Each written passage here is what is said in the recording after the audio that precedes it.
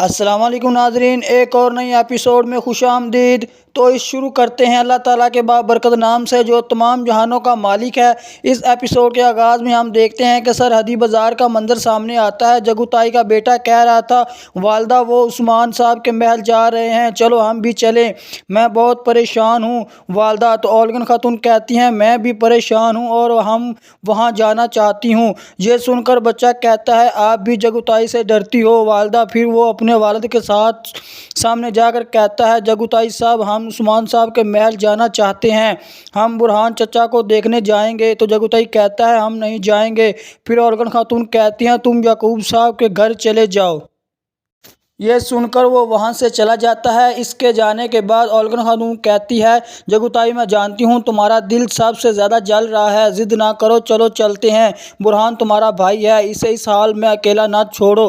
بھائی وہ بھائی جس نے مجھے مردہ سمجھ کر پیچھے چھوڑ دیا، ہاں کوئی بھی نہیں سمجھ سکتا کہ میں کیا ستم جھیل کر آیا ہوں، یہاں تک کہ تم بھی نہیں۔ پھر اولگن کہتی ہے اللہ نہ کرے اگر برہان اپنی آخری سانسیں لے رہا ہو تو کیا ہوگا۔ پھر جگو تائی کہتا ہے جن کو میں نے اپنا سردار اور بھائی سمجھا وہ مجھے چھوڑ کر چلے گئے، اب میں ان کو نظر انداز کروں گا۔ اسی دوران یعقوب سردار اپنے گھر والوں کے ساتھ روانہ ہو رہا تھا۔ وہ جگو تائی کو کہتا ہے جگو تائی صاحب چلیں، آپ بھی ہمارے ساتھ چلیں۔ جگو تائی کچھ کہنے لگتا ہے تو یعقوب صاحب کہتے ہیں میں نے کہا ہے چلو جگو تائی ہم سب اکٹھے جائیں گے۔ اس کے بعد وہ سب اکٹھے روانہ ہو جاتے ہیں۔ دوسری طرف ایان یعنی استاد گہرا عثمان صاحب کے محل میں پہنچ جاتا ہے اور باہندر کو کہتا ہے معاف کیجیے گا میں رہ نہیں سکا جب میں نے سنا کہ محل میں کوئی حادثہ پیش آیا ہے۔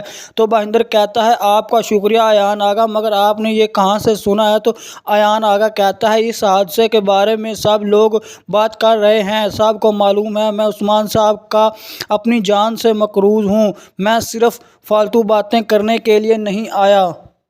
جو بھی نقصانات ہوئے ہیں میرے بس میں جو ہے میں کرنا چاہتا ہوں۔ یہ سن کر باہندر کہتا ہے تم سلامت رہو ایان آغا، چلو عثمان صاحب کے پاس چلیں۔ دوسری طرف سرکوت میں بالا خاتون پوچھ رہی تھی مجھے بتاؤ فاطمہ کیا برہان صاحب ٹھیک ہیں؟ تو فاطمہ کہتی ہے انشاءاللہ وہ ٹھیک ہو جائیں گے والدہ، علاؤ الدین بھائی ان کی دیکھ بھال کر رہے ہیں اسی لیے وہ آپ کے پاس نہیں آ سکے، بھائی ہر وقت آپ کے بارے میں سوچتا رہتا ہے، وہ سب سے زیادہ محبت کرتا ہے والدہ۔ تو بالا خاتون کہتی ہے ابھی تو ایسے ہی ہے مگر ایک بار اسے کسی اور سے پیار ہو جائے تو پھر دیکھنا وہ اپنی والدہ کو کیسے بھولے گا۔ یہ سن کر فاطمہ کہتی ہے وہ بھولنے والا نہیں ہے، اگر وہ ایسا ہوتا تو کب کا آپ کو بھول چکا ہوتا۔ یہ سن کر بالا خاتون کہتی ہے یعنی تمہارا کہنے کا مطلب ہے کہ علاؤ الدین کو پہلے ہی کسی سے محبت ہے، بتاؤ وہ لڑکی کون ہے؟ تو فاطمہ کہتی ہے یہ ایک پیچیدہ مسئلہ ہے والدہ، میں آپ کو بتاؤں گی لیکن آپ میرے بھائی کو کچھ نہیں بتاؤ گی، وعدہ کریں۔ تو بالا خاتون کہتی ہیں میں وعدہ کرتی ہوں بیٹی، چلو بتاؤ۔ پھر فاطمہ خاتون کہتی ہے گرمیانی سردار یعقوب کی بیٹی گونجا۔ یہ سن کر بالا خاتون کافی پریشان ہو جاتی ہیں اور کہتی ہیں فاطمہ یہ تم کیا کہہ رہی ہو؟ تو فاطمہ کہتی ہے میں اپنے بھائی کی آنکھوں میں دیکھا ہے وہ اس لڑکی سے محبت کرتا ہے۔ پھر بالا خاتون کہتی ہیں یعقوب سردار ان کے گھر والے بہت مشکل ہے فاطمہ، اور اگر یہ کوئی جال ہوا تو کیا اس لڑکی پر بھروسہ کیا جا سکتا ہے؟ تو فاطمہ کہتی ہے یہ تو میں نہیں جانتی۔ پھر بالا خاتون کہتی ہے چلو ہم ذہنی شہر چلتے ہیں۔ اس کے بعد وہ دونوں اٹھ کر باہر نکل جاتی ہیں۔ دوسری طرف ارحان جنگل میں اپنے سپاہیوں کے ساتھ خزانہ تلاش کر رہا ہوتا ہے۔ اسی دوران فیصل یعنی کمانڈر وصولی ایس بھی ان کے ساتھ تھا۔ پھر وہ چلتے چلتے ایک طرف جاتا ہے جہاں ایک بہت بڑا گڑھا نظر آتا ہے۔ وہ ارحان کو آواز دے کر بلاتا ہے اور کہتا ہے وہ اپنے کپڑے یہاں چھوڑ گئے۔ تو ناظرین اسی کے ساتھ یہ ایپیسوڈ اپنے اختتام کو پہنچتی ہے۔